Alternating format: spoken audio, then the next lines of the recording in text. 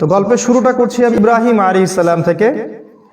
খুব শর্ট করে বলছি, ইব্রাহিম আলাইহিস সালাম আবুল আম্বিয়া, যাকে নবীদের পিতা বলা হয়, তার থেকে মূলত দুইটা ট্রাইব চলে গেছে, দুইটা বংশ। আমরা জানি একটা বংশ হচ্ছে সারা আলাইহিস সালামের গর্ভে ইসহাক আলাইহিস সালাম।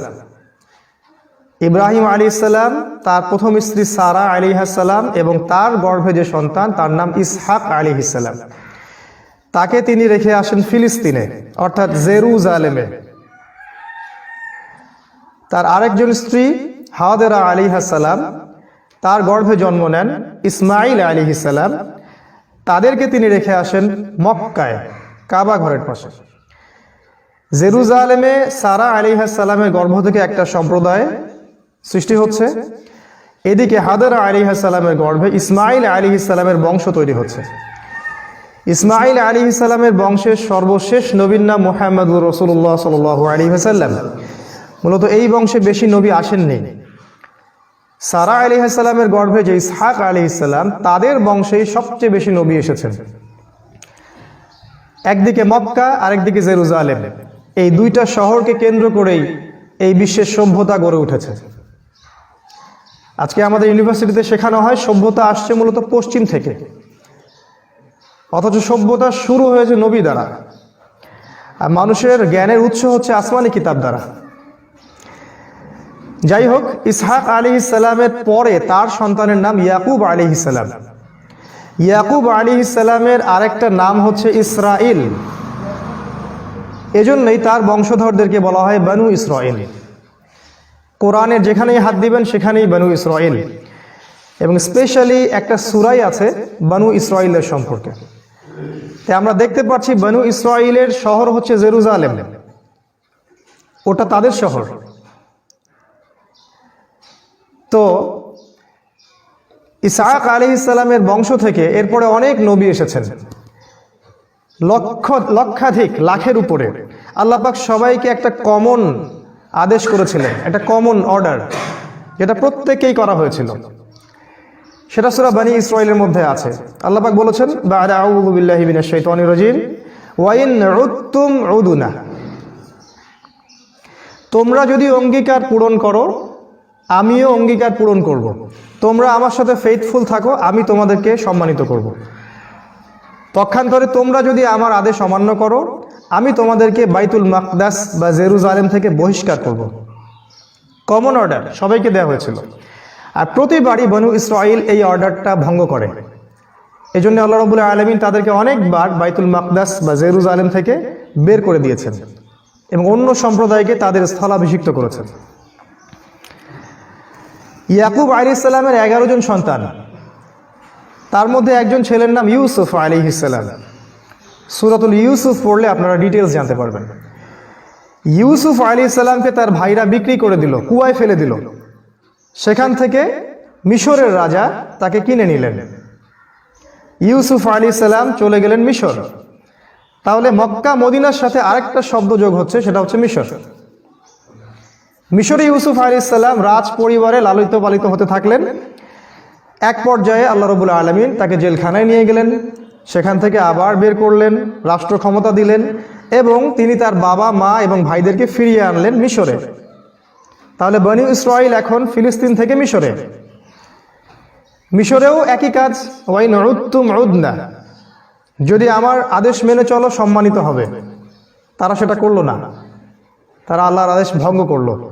আল্লাহ পাক তাদেরকে আবারও ফেরাউনের দাসত্বের শৃঙ্খলে আবদ্ধ করলেন। এবার ফেরাউন ওদেরকে টর্চার করতে লাগলেন, রাষ্ট্রীয় পর্যায় থেকে একেবারেই স্লেভ, দাসের পর্যায়ে। ঘটনার কালচক্রে আল্লাহ রাব্বুল আলামিন দয়া করলেন বনু ইসরাইলের উপরে এবং তাদের কাছে মূসা আলাইহিস সালামকে পাঠালেন। মূসা আলাইহিস সালাম তাদেরকে ফেরাউনের কবল থেকে উদ্ধার করলেন আল্লাহর হুকুমে। ডিটেইলস আপনারা জানেন। তাদেরকে লোহিত সাগর পাড়ি দিতে হলো, তুর পাহাড়ের কাছে তারা আসলেন। আল্লাহ পাক মূসা আলাইহিস সালামের কাছে তাওরাত নাজিল করলেন। আবারও বনু ইসরাইল কিন্তু ঘুরে গেল, দাস থেকে আবার একটা সম্মানিত জায়গায় তারা চলে আসলো। কিন্তু মূসা আলাইহিস সালামের পর তারা তাওরাতটা ফলো করলো না। তাওরাতের কমান্ড যেগুলো ছিল এগুলো তারা ফলো করলো না। মুসা আলাইহিস সালাম তাদেরকে বললেন, আল্লাহ পাক আমাদেরকে ফেরাউনের কবল থেকে নাজাত দিয়েছেন, এখন আমাদের উপর একটা ফরজ বিধান আল্লাহ দিয়েছেন, সেটা হলো জিহাদ, জিহাদ ফি সাবিলিল্লাহ। তিনি তুর পাহাড় থেকে দেখলেন বাইতুল মাকদাস, যেটাকে হোলি ল্যান্ড বলা হয়, পবিত্র ভূমি, সেটা দেখা যাচ্ছে। মুসা আলাইহিস সালাম তার সম্প্রদায়কে বললেন, আল্লাহ পাক আমাদেরকে তাদের বিরুদ্ধে যুদ্ধ করতে বলেছেন। মুসা আলাইহিস সালামের কওম বনু ইসরাইল, তারা বলল, আমরা কিভাবে তাদের সাথে যুদ্ধ করতে পারি, তারা তো অনেক শক্তিশালী। তাদের সম্প্রদায়ের নাম আমালেকা সম্প্রদায়, অনেক শক্তিশালী। তাই তারা রিপ্লাই করলেন যে, মুসা তুমি এবং তোমার রব গিয়ে যুদ্ধ করো, ওয়াইন্না হাহুনা কাঈদুন, আমরা এখানে বসে আছি। ইযহাব আনতা ওয়া রাব্বুকা ফাকাতিলা ওয়া ইন্না নাহনু হাহুনা কাঈদুন, তুমি আর তোমার আল্লাহ গিয়ে যুদ্ধ করো, গিয়ে আমরা বনু ইসরাইল এখানে বসে আছি। যখন তারা এইভাবে আল্লাহর বিরুদ্ধাচরণ করলো, জিহাদের কমেন্টটা ফলো করলো না, আল্লাহ পাক আবারও ওদেরকে শাস্তি দিলেন।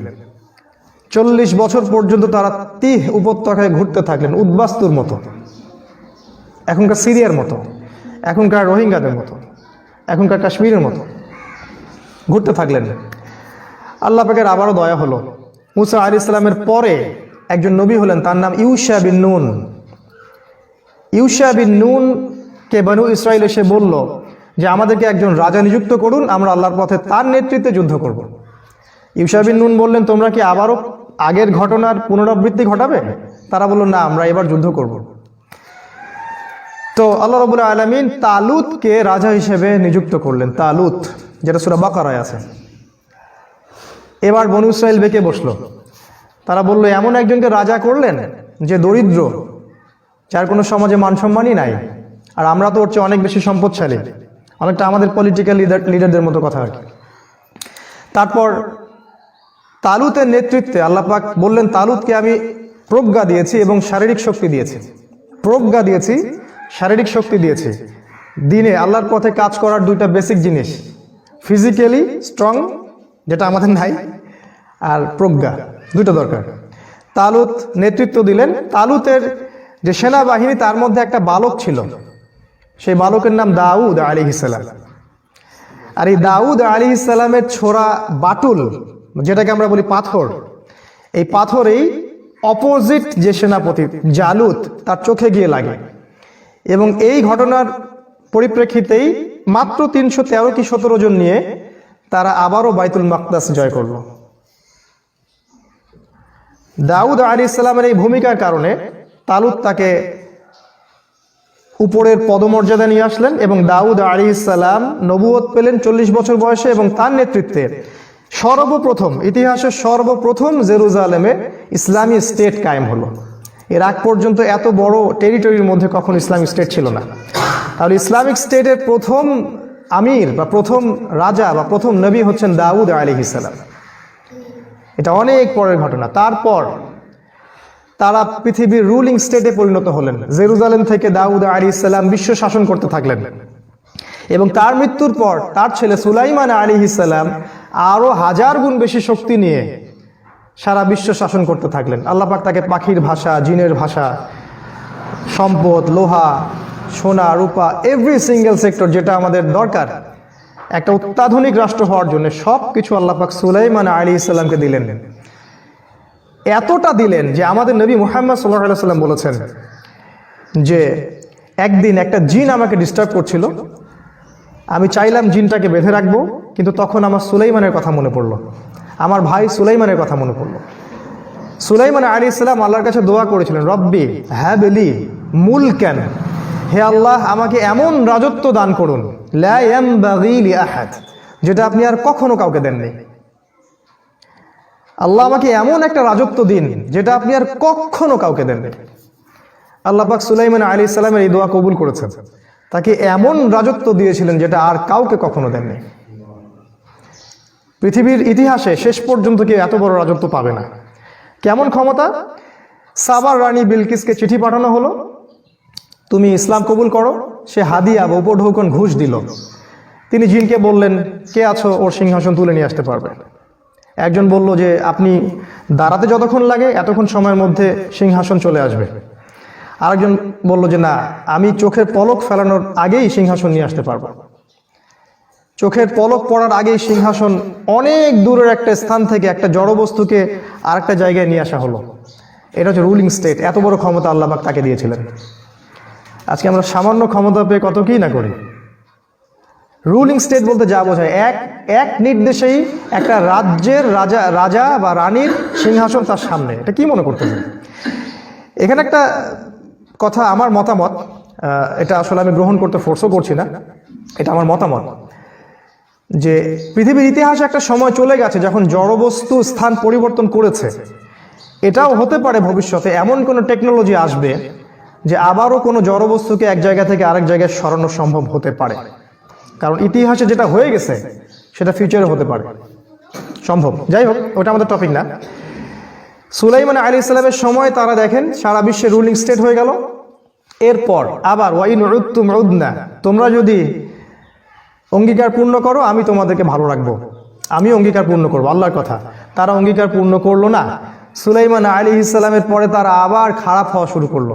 একটা পর্যায়ে গিয়ে তারা আল্লাহর সাথে বিদ্রোহ করলো, শিরিক করলো, কুফরি করলো, তাওরাতকে পরিবর্তন করলো, জাবুরকে পরিবর্তন করলো, ইঞ্জিল তো তখন আসে নাই, জাবুরকে পরিবর্তন করলো। আল্লাহ পাক তাদেরকে আবারও জেরুজালেম থেকে বের করে দিলেন। এবার কাদের হাতে বের করলেন? ইরাক থেকে। ইরাকের একটা জায়গা ছিল ব্যাবিলন, সেখান থেকে নেবুজাত নিজার নামে একজন রাজা ছিলেন। এই রাজা গিয়ে ওই জেরুজালেমকে আক্রমণ করে এবং সব বনু ইসরায়েলকে সে দাস বানিয়ে আবার ইরাকে ফেরত নিয়ে আসে। বনু ইসরায়েল জেরুজালেম হারালো। সুলাইমান আলাইহিস সালামের কিংডম শেষ, রুলিং স্টেট কলাপস। তারা আবার দাসত্বের জায়গায় চলে আসলো। দেখেন কত সার্কেল, তাদের কত বড় হিস্ট্রি। এবার তারা 2000 বছর পর্যন্ত আর জেরুজালেমে ফেরত যেতে পারে নাই। 2000 বছর পর্যন্ত। এই 2000 বছরে তাদের কাছে আরো অনেক নবী এসেছেন এবং প্রত্যেকটা নবী তাদেরকে একটা মেসেজ দিয়েছেন। এটা আমাদের পয়েন্ট। মেসেজটা হচ্ছে যে তোমাদের সামনে একজন মাসিহ আসবেন। ভালো করে শোনেন এই জায়গাটা। বনু ইসরায়েলের মধ্যে একজন মাসিহ আসবেন। মাসিহ মানে হচ্ছে ত্রাণকর্তা, উদ্ধারকারী। এই মাসিহ যখন আসবে, বনু ইসরায়েল আবারও পৃথিবীর রুলিং স্টেটে পরিণত হবে। এটা ওদের ধর্মগ্রন্থে লেখা আছে বা কেউ লিখে দিয়েছে, কারণ এটা ঐশ্বরিক না। ওরা তাওরাতকে চেঞ্জ করে একটা ধর্ম বানায়, সেটা হচ্ছে তালমুদ। তালমুদ এখানে ওরা লিখে নিয়েছে। যাই হোক, ওরা এটা বিশ্বাস করে যে আখিরুজ জামান বা শেষ জামানায় ওদের একজন মাসিহ আসবে। যে মাসিহ যখন আসবে তখন তারা আবারও সুলাইমান আলাইহিস সালামের মতো এই পুরো বিশ্ব শাসন করবে। এরপর তাদের সেই মাসিহ আসলো। আমাদের নবী মুহাম্মদ সাল্লাল্লাহু আলাইহি ওয়াসাল্লাম বললেন সেই মাসিহ হচ্ছেন ঈসা আলাইহিস সালাম। কিন্তু তারা বলল ঈসা আলাইহিস সালাম কিভাবে মাসিহ হতে পারে? তার মা তো একজন ব্যভিচারিণী, নাউযুবিল্লাহ। সে তো একজন জারদ সন্তান, নাউযুবিল্লাহ। এবং তারা তাকে অস্বীকার করলো। তারা সত্যিকারের মাসিহকে চিনতে ভুল করলো এবং সেই মাসিহকে তারা ক্রুশে চড়ালো। ইহুদিরা ঈসা আলাইহিস সালামকে ক্রুশে চড়িয়েছে। আল্লাহ রাব্বুল আলামিন তাকে সেখান থেকে তুলে নিলেন। আল্লাহ পাক তাকে নিজের কাছে নিয়ে নিলেন। কিন্তু তাদের মনে হলো তারা মাসিহকে হত্যা করেছে। এই জন্য আল্লাহ পাক বলেছেন ওয়ামা কাতালুহু ওয়ামা সালাবুহু, তারা তাকে হত্যাও করেনি, তারা তাকে ক্রুশবিদ্ধও করেনি। বাল রাফাআহুল্লাহু ইলাইহি, বরং আল্লাহ তাকে তার কাছে তুলে নিয়েছেন। তারা মাসিহকে হত্যা করার চেষ্টা করলো। আল্লাহ যে ঈসা আলাইহিস সালামকে তুলে নিয়েছেন এটা কোরআন নাজিল হওয়ার আগ পর্যন্ত কেউ জানতো না।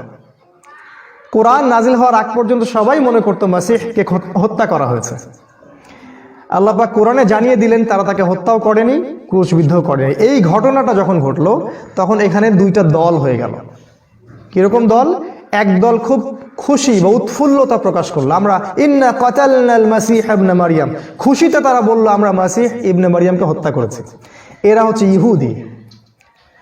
আর এক দল খুবই কষ্ট পেল, তাদের নবীকে হত্যা করা হয়েছে, তারা খুব কষ্ট পেল। তারা হচ্ছে নাসারা, তারা খ্রিস্টান। এখনকার খ্রিস্টান না, অরিজিনাল খ্রিস্টান। সত্যিকারের যারা খ্রিস্টান, সত্যিকারের যারা নাসারা, তারা ঈসা আলাইহিস সালামকে এখনো বিশ্বাস করে। এখনো তারা তার রেখে যাওয়া যে বিধানগুলো এগুলো ফলো করার চেষ্টা করে। আমরা যেটা মনে করি England, America, Britain, Germany, France এগুলো খ্রিস্টান কান্ট্রি, এটা ভুল। এরা গডলেস কান্ট্রি। এদের কোনো আল্লাহ নাই, এদের কোনো ঈশ্বর নাই, ঈশ্বরহীন একটা রাষ্ট্র এরা। যাই হোক, এখানে দেখেন দুটো গ্রুপ হয়ে যাচ্ছে, একটা হচ্ছে ইহুদি আর একটা হলো নাসারা। আর এই ঘটনার পর থেকে আল্লাহ পাক তাদেরকে আর আহলে কিতাব বলছেন না। এই ঘটনাটার পর থেকে আল্লাহ পাক তাদেরকে আর কখনো আহলে কিতাব বলেননি। আল্লাহ পাক বলছেন একদল ইহুদি মাগদুব আর একদল নাসারা দল্লিন। এখানে তিনটা দলের কথা আসলো, ইহুদি, নাসারা এবং মুসলিম। কনক্লুশন হচ্ছে ইহুদিরাও বিশ্বাস করছে তাদের একজন মসিহ আসবেন, যিনি আসলে তারা জেরুজালেম থেকে বিশ্ব শাসন করবে, ঠিক।